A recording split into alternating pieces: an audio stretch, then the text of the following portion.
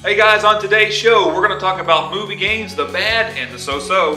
And then after that, we're going to talk about the history of handheld games and kind of where the handheld market is now. Then we're going to talk about our top 10 fighting games. After that, we're going to talk about our next challenge to issue to you guys. So get ready for some power talk.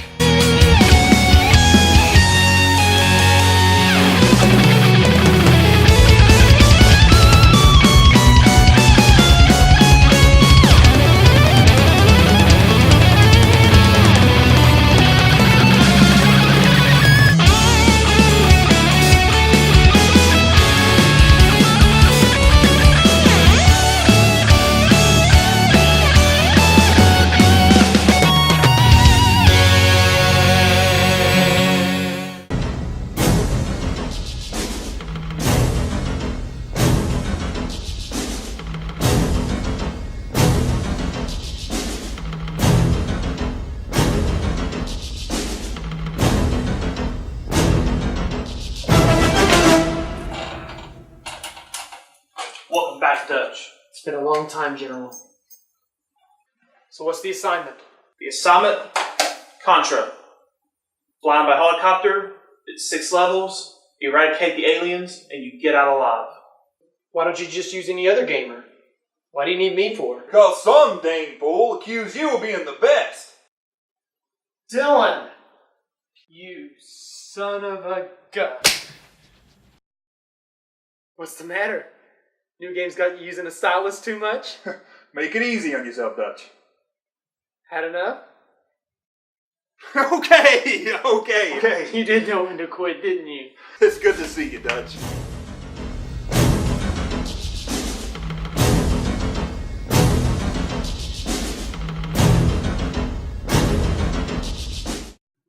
Oh yeah. Oh yeah. You just got lucky this time. Oh yeah, I got lucky. Alright, so folks, today's topic is movie games. And what can we say? You know, we love movies, and there's got to be video game companies out there who say, hey, let's take this popular movie and turn it into a game. And I'll name one of those companies, LJN. LJN, yeah. Basically had the market on movie title video games several years ago. Yeah. They did a lot of them, and several that we're going to be talking about today, LJN did both good and bad. So don't think of them as maybe in our opinion. So okay, yeah. As you know, this is mine and his opinion, but you know, I'm sure some people are going to, what, are you kidding me? Yeah, exactly. They're not going to know what to think about it.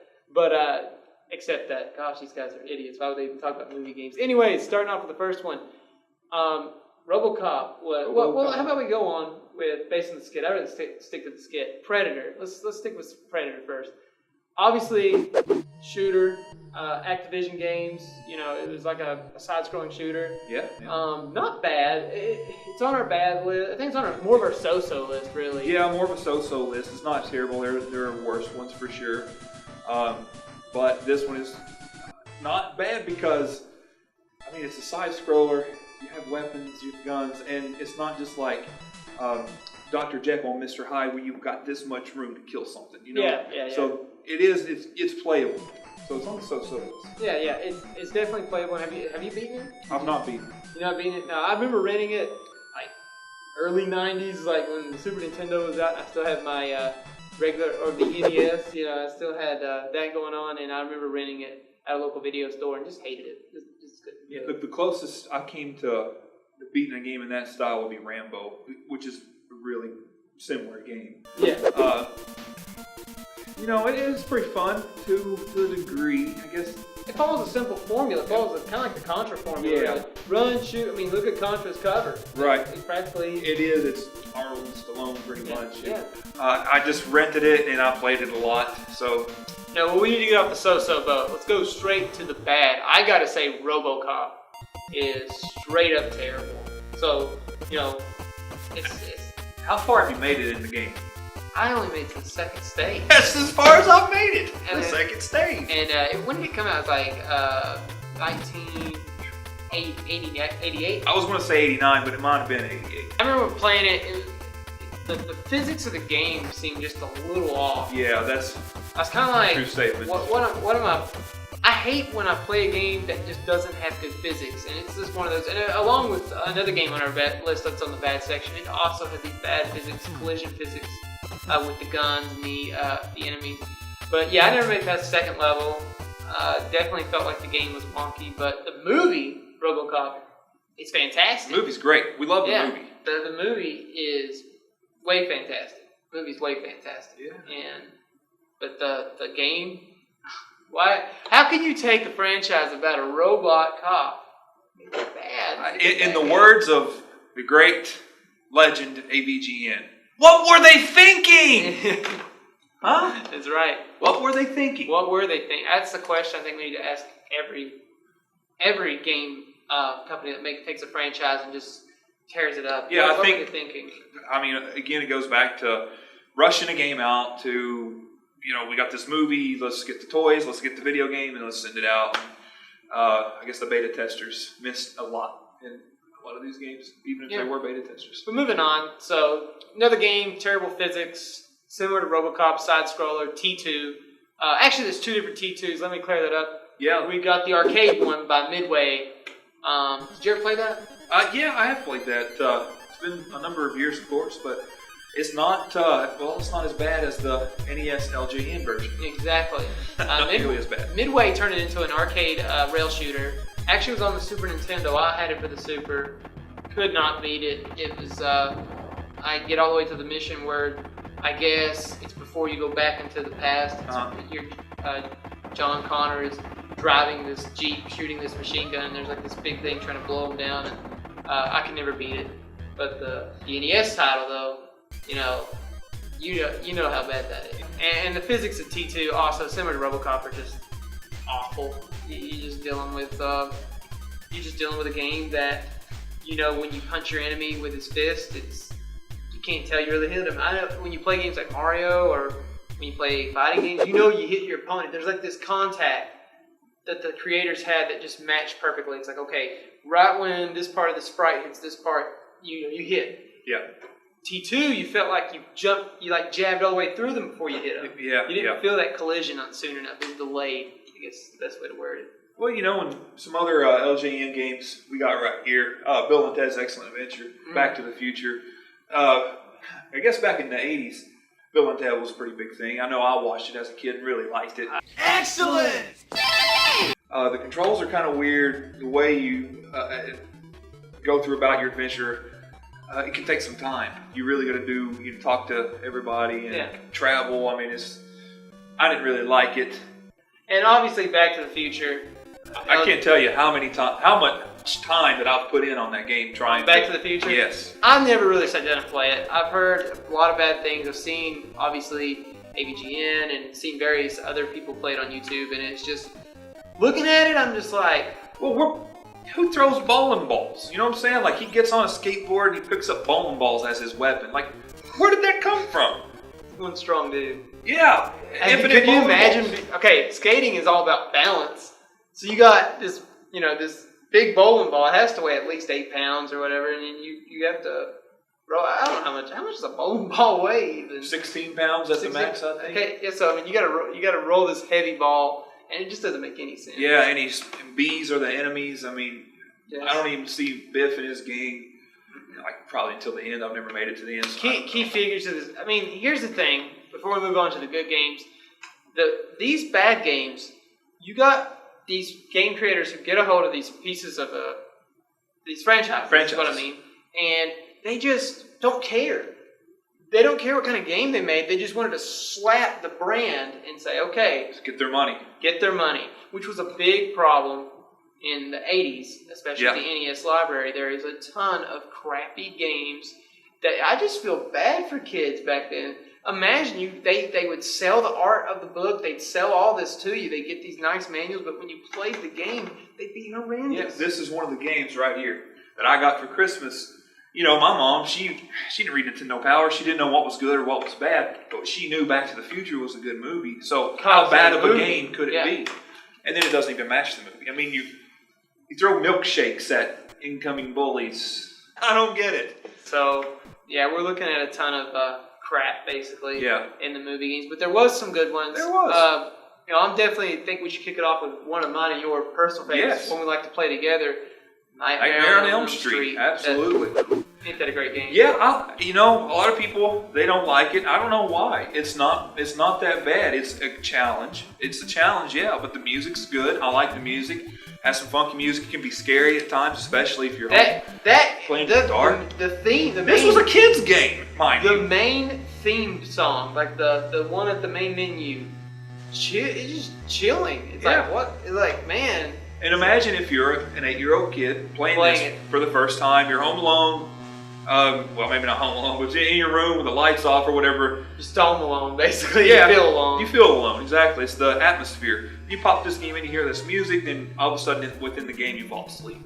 Now you've got little spiders and bats and Freddy coming at you. I mean, there's not bats are enemies. Rats are enemies. It's kind of weird like that. It doesn't follow the film in that sense, but here's the thing.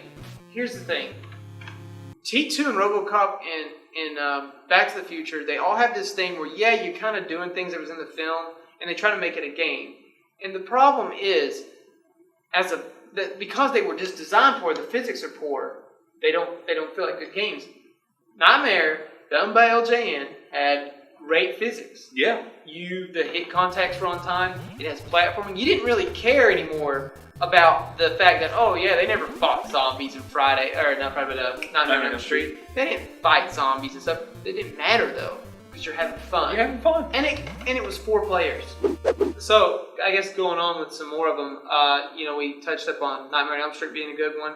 This is going to kind of throw some people off, our viewers, because we like Friday the 13th. I like Friday the 13th as well. Friday the 13th is a quirky, fun game. Yeah. It doesn't make a lot of sense about all those stuff you fight, but man, it's strategic. You got to plan who you're playing with, what weapon you want, what weapon you got. Where do you go? Yeah. And where you want to fight Jason. And there's secrets in the game too. I mean, you can basically you have to uncover the secrets, by accident. There's no clear path to these. No linear. It's not linear. No, not at all. You can't. Which is good. Yeah. All you get is there's a secret in the cave. You don't know where. Like there's no landmarks. There's nothing pointing. No map. Yeah. There's no anything. You just literally roam in Camp Crystal Lake, and you're being chased by Jason. Yeah. Speaking of Jason, that just hit me.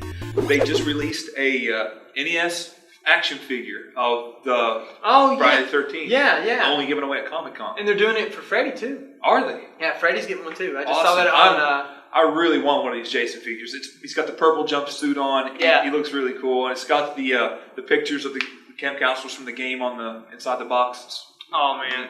That's something I'd want to. Pretty neat. That'd be a great collector's item. Oh yeah.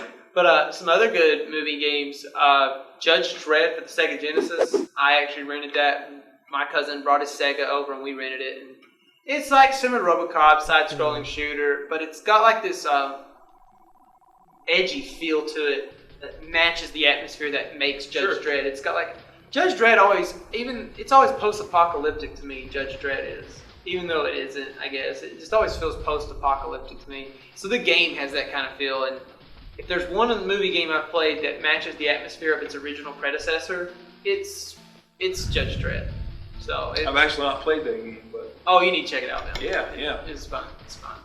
They don't have it on no virtual console, nothing like that. It's literally just one of those games you're going to find at a flea market or wherever you go to buy your game. Sure.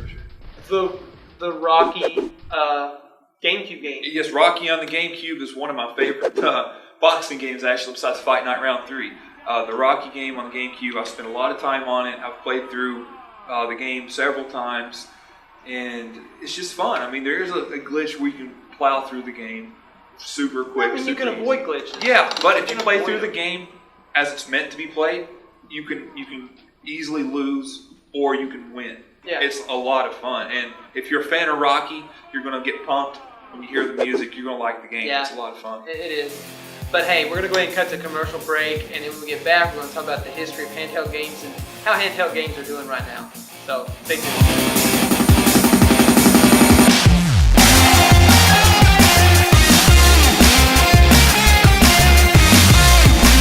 Star Wars. in the arcade. Whoa! TIE fighters! Fireballs! Coming right at me! Watch the laser towers. Aim for the tops. Pick on the cannons. Use the force. They're coming too fast! Which way? Which way? My shields are gone! Alright! I'm going in! Oh, some game, huh? Some game! In a galaxy of video games, there is only one. Star Wars, the arcade.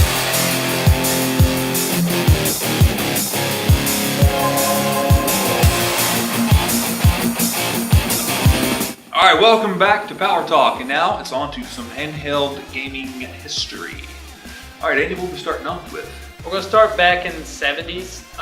Definitely there was an auto racer game in 1976. I'm trying to think if it was Mattel. Yeah, Mattel. Mattel made this game. It was the first handheld electronic game. And then I would move on to later on in the 70s, I think 1979, you would get the Microvision, which was the first handheld game that used cartridges. This was by Milton Bradley. So in the 70s, the American-based companies had that. Started getting into this handheld market before even a console market existed. It's kind of weird. Gunpei Yoki comes up with Game & Watch. He watches a guy. The story is 1979. He's on one of those Japanese super trains, and he watched a guy just play with this calculator, and he said, this would take time away. It would distract people. Plus it'd be on the go. And he creates Game & Watch. 59 different titles, many of them based on popular Nintendo franchises, Super Mario, Donkey Kong Hockey. There's a Zelda one. Yeah, there's a Zelda one for sure. So those hit around the 80s, and then, there was stuff released in between, but 1989, Atari releases the Lynx. Lynx? Atari Lynx. Yeah. And it had color to it, and it was also a handheld gaming console, and it was, it was like Americans really had that market down. They really understood it, I guess you could say, but they were kind of bad quality. Yeah. All of them were, including the Atari Lynx. So here we are. Japan kicks us. As always, Japan's always been good at video game making, and they come out with the Game Boy. Well, Nintendo hired Yokoi. They loved his Game & Watch and his ideas, and that he helped work on the original Game Boy. Yeah, and then the Game Boy came out. It was monochrome green, kind of like basically. 2-bit. Yeah, 2-bit system, and everyone knows what a Game Boy is. Started with the big brick, and eventually it slimmed down. Its second gen release was the Pocket, and then it grew as it went on. But this is when Sega was hitting the scene too. So 1990s, Sega releases the Sega Game Gear, and an interesting fact about the Game Gear that I just found out recently: there was a TV tuner. That's right, there was. For the Game Gear, so it was a pretty sophisticated handheld. Backlit, didn't need to have it in light to play. You could play it on the go in the dark anytime, but it sucked the batteries dry pretty quick. What was it, 6? 6 batteries. 6 AA's? 6 AA batteries. 6 AA batteries. And you got about 6 hours of gameplay on that. Yeah. And the library for all handheld games have always been interesting. Nintendo, and it's very similar today actually, it's kind of like the same formula we're following today. There would be a popular game release on the NES or the Sega, and they would have a handheld version, which was usually, it had less levels, obviously, less detail, but it was, the whole point of it back then was, here's your game, here's the game on the go, and here's the game at the house. The game at the house is better because you paid more for your console than your handheld. But the Game Gear was, to me, it was pretty darn sophisticated to have a TV tuner. I'm sorry, even though I'm sure it was terrible. Yeah, I've never seen the TV tuner in action before, so I can't really say if it's good, if it's bad, or how it works, or whatever. Yeah. But just to have that, capability to add a TV tuner in 1989, 1990, even if it was just two, 3 channels, if it was snowy or whatever, to have that on the go.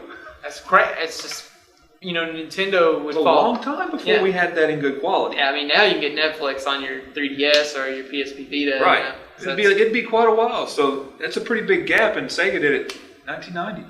And that's why you got to give that company so much credit. I'd say, pretty sure next was what came along, handheld marketing. Then after that kind of changed. There was a lot of ports and variations. Next was the Sega Nomad, which actually played Genesis games. Wow, I didn't. Yeah, you're right. Yeah, the Nomad played Genesis games. Yep. And this wouldn't portable be Genesis, basically. And this wouldn't be a trend of portable console gaming until nearly today. Yep. The Superboy and all that. Yeah, you go back and you look at it and you wonder, why did Sega fail? Everything that they did, I mean, well, not everything, but a lot of things they did back then is what we use today. Yeah. But yet it didn't work then and it's working now. It's and hard. They were really advanced. They were really ahead of their time. It's hard to be innovative. It's hard to be. It is when you have. That's why people probably don't see a lot of new stuff now, because everyone's trying to stick to a formula. It's safe. Your company's going to make money. But Sega tried really hard to be innovative, and it just didn't work out. It didn't pay out for them. Yeah. But you look now, and there's the Retro Duo Portable, the Superboy, several different third-party companies that develop these systems where you can take your cartridges on the go, which Sega made for the Nomad. They did it for themselves in 1991 or 2 or something like that. Yeah, whenever it hit. And then and there's also been, handheld gaming, during the 90s, you hit this point where Tiger Electronics steps in. Anything that was on Saturday morning cartoon, practically, that almost got a Tiger handheld, from Barbie to Power Rangers, Mortal Kombat, got Tiger Electronics hopped up on it, and portable gaming for them was throw the company's name on it, put a little LCD game, see if they buy it. I bought them. Yeah, I had a Double Dragon one and a John Elway football. It was actually kind of fun. Yeah, games like that, these little handheld games. So the market for handheld gaming is you either chose a top gaming company like Sega, Nintendo at the time, or you went with Tiger Electronics. Your game was probably like $14, maybe just $10, and you got your little handheld that you could play. Tiger also went to make that. I just remembered this. That one you could put on your head. It had the screen in front of it, in front of your eyes. Yes. I'm trying to think of it. I want to just say Virtual's on, and we're about to touch up on more virtual talk. Obviously, you know where that's going next. But whatever that was, I do remember seeing that. It was also, it had Mortal Kombat 3. It came out at the same time Mortal Kombat 3 did, because that was one of the games they released. There was something like that with the Master System too. Really? Yeah.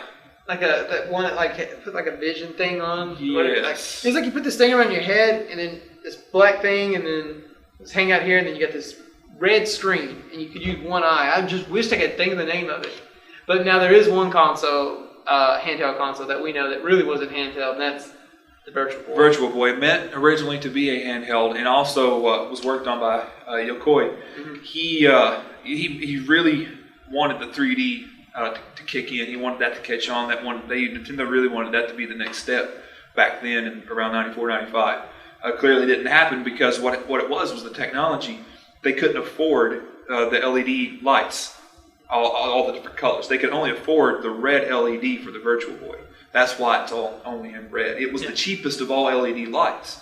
So how current 3D, the 3DS works, it kind of like tricks your eyes, and you don't know that this has kind of been like shot here, and this has been shot here, kind of like with a camera in two different perspectives. So it tricks your eyes into thinking that it was kind of shot in two different perspectives. Mm-hmm. Well, the Virtual Boy didn't quite do it that way.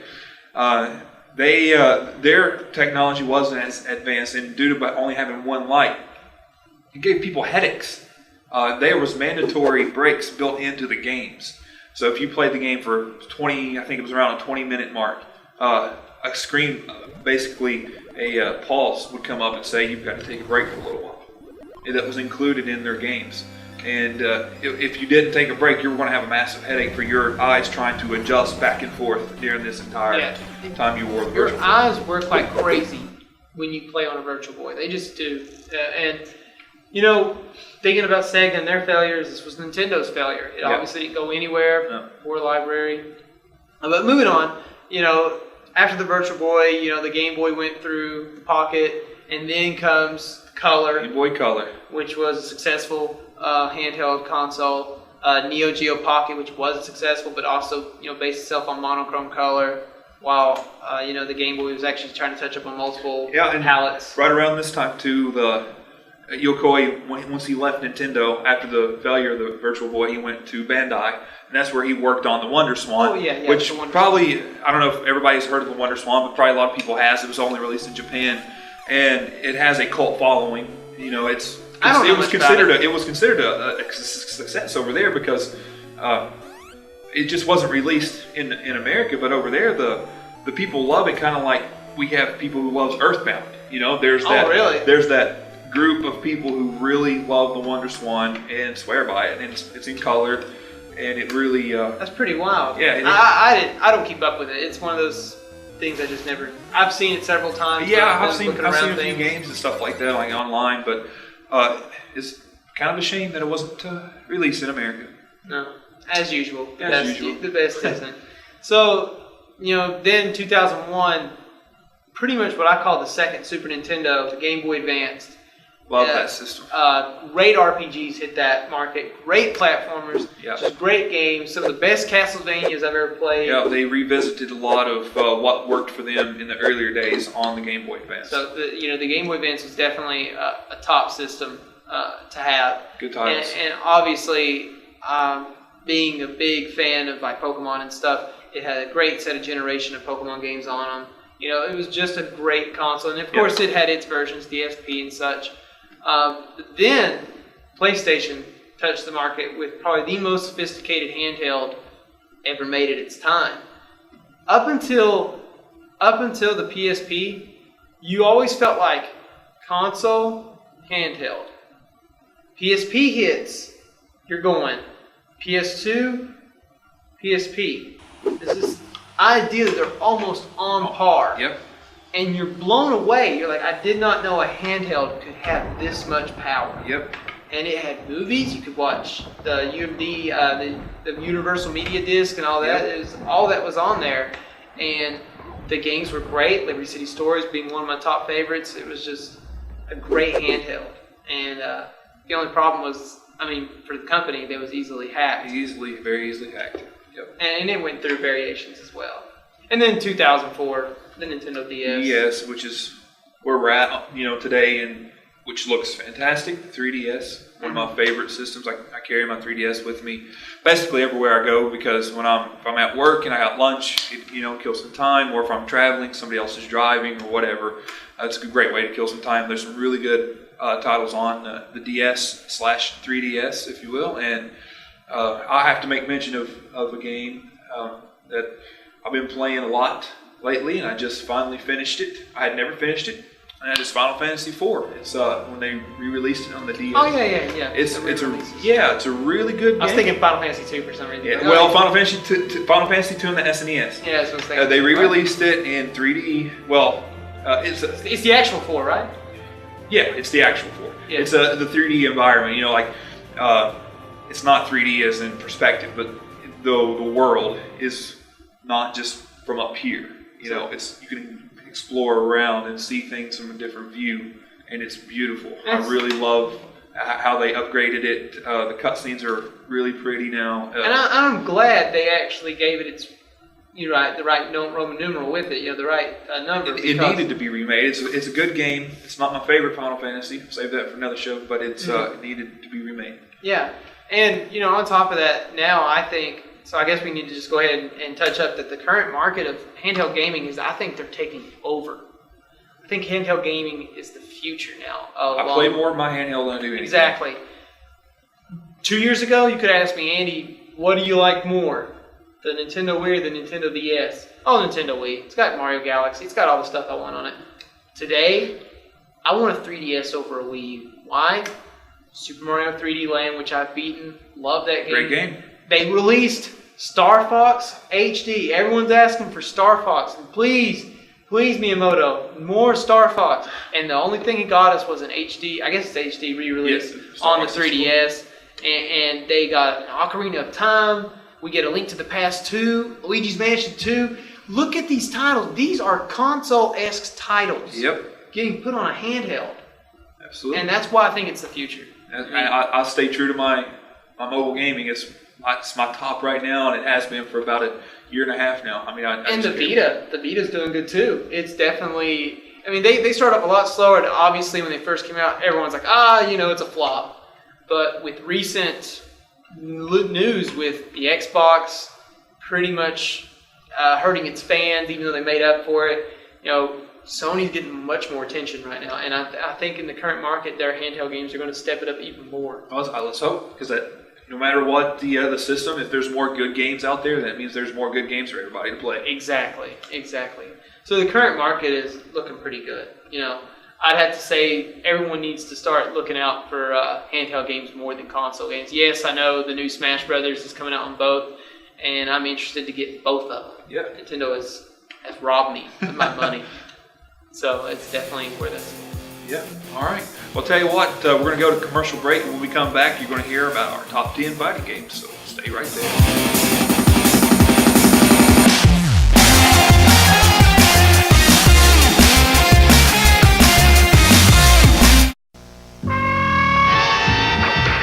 The adult world is designed to keep us moving. And while this may make us more efficient, it's not exactly a party. Luckily, technology has produced a cure. It's called a Game Boy, the personal game-playing system from Nintendo, with lots of sports, action, and puzzle games to choose from. And it comes with a puzzle game Tetris. It could change your outlook. I'm sorry, sir. Your flight's been delayed. Cool.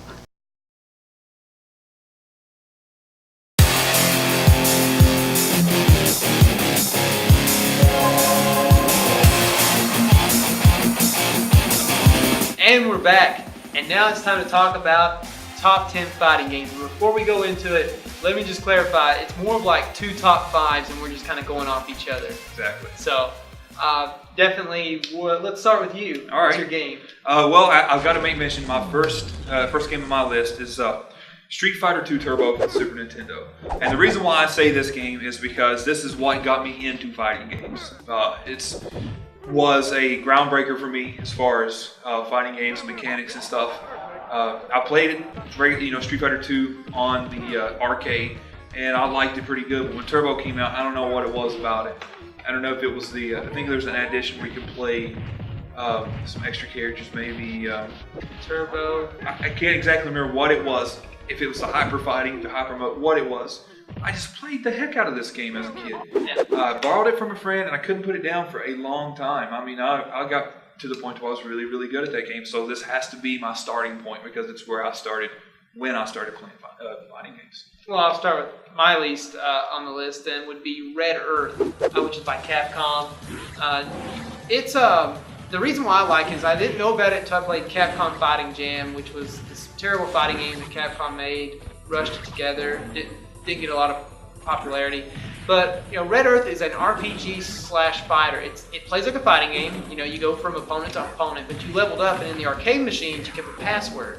Put your password in, you load it up your version of one of the 4 characters you could play, and they have more power, more life, new abilities.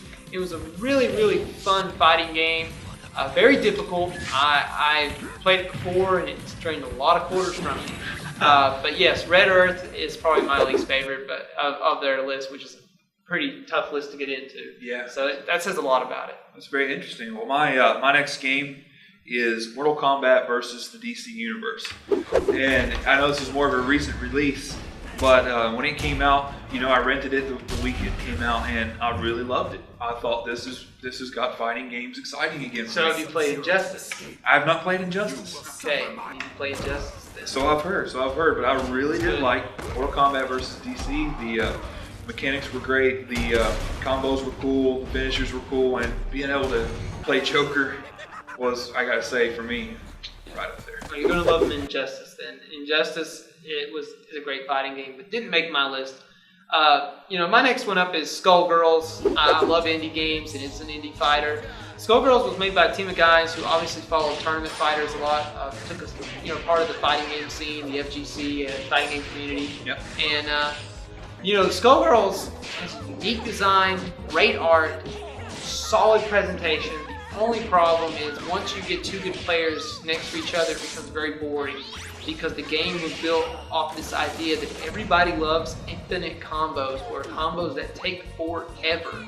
So at big tournaments like EVO and such, you'll watch this game be played, and you'll just get bored to tears because you're going to see this guy, and as soon as he gets hit, it's combo. It's like 99 hits until they're dead, and you're just like, okay, I get it. You know how to push a bunch of buttons, and you know the combination. No disrespect to that, but beyond that, the reason why it made my list great art, great design. And I love when indie gamers take that view in. It's like, oh, this is what we need. This is what we need. And they put it in their game. And they did, with training mode and such, and it just worked. So Skullgirls is my next one up on the ladder. I was talking about combos. This next game on my list is a little more mainstream, and it included combos. That was Mortal Kombat 3. Oh, okay, yeah. From my memory, or at least from my experience in fighting games, this was the first game that introduced combos. And man, did that increase the level of difficulty? Did that increase the level of fun? Loved it. With my list, the way I built it, it was kind of like what games I've spent a lot of time with or had a lot of fun with playing with friends. And Mortal Kombat 3 was definitely high on that list for me to have played spent a lot of time on and played with friends, and got pretty good at. Not quite as good as some people, but man, Kung Lao has some pretty killer combos, and that was a really fun game for me, and that's why it is my number 3. Yeah, well, Mortal Kombat 3 is a great choice. My next one is, I've always liked fighting games since I was a kid, but I like the new stuff. Right now, I say we're going through a fighting game renaissance still. I think that's what we're at, because there's a lot of good fighters. And just so happens, my next one is Tekken Tag 2. Love Tekken Tag 1 when I played it on the PlayStation 2 years ago. Tekken Tag 2 is just, I can see why it has a following. It's got this good array of characters. I love variety, tons of variety. True to its other games, like true to the ones before it, because the same characters are still seen as very powerful characters in the tournament scene. Overall, just good presentation. I just love the way the characters move, the way they walk, and it's just got this realism effect to it that just pulls me in. I'm like, gosh, I love Tekken. Right. I've always loved Tekken. Tekken 4 being another great Tekken that I've loved, and this is just one of those games that it just got really high on my list after watching it on tournament level. Well, speaking of Tekken, I'm not a huge fighter fan. That's why Tekken's not on my list. I understand that a lot of people love Tekken and these fighting games. You're definitely more the fighting fan than me. You've got the arcade stick and everything. Oh yeah. But I played Tekken, like the very first Tekken, the second Tekken, and stuff like that, arcade and PS1. And they were fun games, but they just didn't. They're not here for me. Like some of they are for some people. Yeah, so some people for some people that's their job. Right. That's And I completely get behind that for some people, and I wished I could, and I just never did get into those games. But I was into my number 2 game, Marvel vs. Capcom, the original one. And when this game first came out, it was all the hype around. Everybody's like, "Oh, we played Marvel vs. Capcom. This is a really cool game. There's lots of characters. The voice acting's really good, and it's just tons of fun. It's really comic-y, but at the same time, it's pretty brutal. And it was a game that I spent a lot of time on with my friends and just absolutely loved it. And as far as combos and stuff, you can work combos in. But the thing that I love the most is when you build your meter up and then you unleash the special attack, because it was different for everybody, and I just loved seeing everybody's different special attacks and their finishers, and it was just a really fun time to get together and play Marvel vs. Capcom, because we were all such huge comic book fans, and most of my friends were Marvel fans. So it's why it was just a lot of fun. People could relate to it more, Yeah, so, sure. My next game would be Darkstalkers, actually Vampire Savior, just because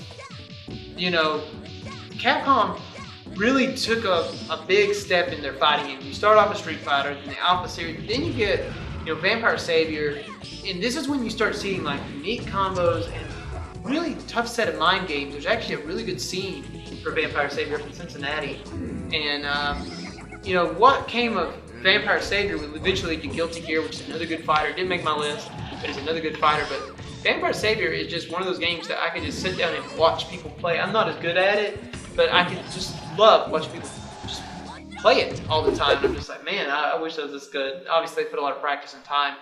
But Vampire Savior, being one of Capcom's finest fighters, it's probably one of the purest, and it has the most technical skill, I'd have to say, is in Vampire Savior. I've actually never played it, so. Give it a shot. Give it a shot, definitely. Yeah. Look it up. There's a PS2 release, and I think there's a re-release coming out on HD soon, I want to say. Excellent. And I'm pretty sure that was announced 2 years ago. I think so. Okay, so my final game on my list, I'm probably going to get some smack for. just because of the cult following for this game. Super Smash Brothers. Melee. Oh, All right. no bash. Great fighter. Well, I say that because there's some people in these parts who don't think that I'm a good Smash player. But nobody saw me in my prime when I played Melee.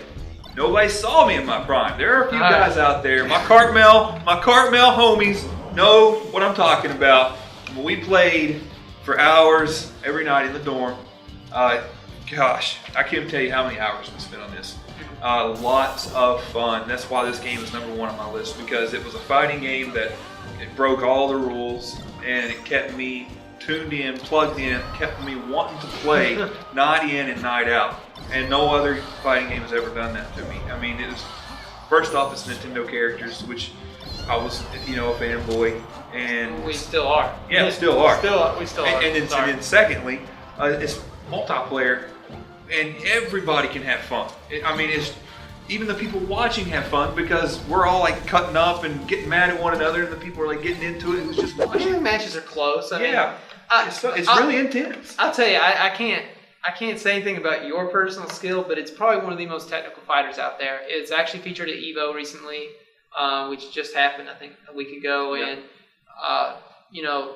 I'm getting back into it, believe it or not. And the funny thing is, you took my number one. But don't worry, I have a replacement. I have something that is right there that was easy, can step in. But, something about Melee real fast before we go on. Smash is going in a great direction. Can't wait for Smash 4. But you picked a good game.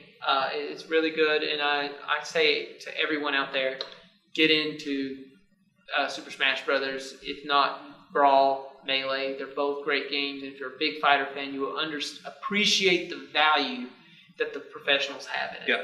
Because it's very technical. Very technical. Yeah. So I guess my number 1 game then would have to be. You're gonna hate me for this, because it's not really a fighting game as much as an engine. It's like a fighting game engine. And that'd be Mugen, which is a kind of like a make-your-own fighter game. You basically, the community is people recreated characters from all these fighting games, and I could literally put a character from Street Fighter against a Mortal Kombat character, and they would play almost exactly like their actual game counterparts. And you could put your own levels, your own music, and it's pretty much a make-your-own fighter. It was made by Electabyte. I think it came out way early in the 2000s, like way early. And it's since then has got a 1.0 release. At one point, the company was gone, and they resurfaced and made it into a 1.0 engine. And it's beautiful. It's a great fighting game engine. You'll need a good computer to run it when you start putting HD stuff in. Like if you're just using like Street Fighter Turbo stuff, you could put it probably on a crappy Windows 98 computer, but the minute you start putting in like characters from BlazBlue, Guilty Gear, your computer starts getting a little more demanding. A little more demanding because you're using all these HD sprites and effects. But it has to be probably my favorite fighting game once you take Melee out of the equation, because I love creativity, and it's just one that promises that for you.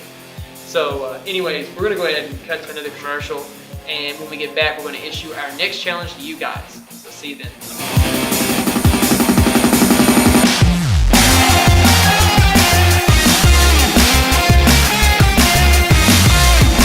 After the messages, we'll be right back. We invited an expert team to our laboratory to give us their opinions of Disney's DuckTales video game from Capcom. Yes. Awesome. You'll have exciting adventures helping Scrooge McDuck escape danger and become the richest duck in the world. Cool. Totally hot. Way radical, man. Excellent. It's a quacker. Oh! Disney's DuckTales game for your Nintendo Entertainment System by Capcom.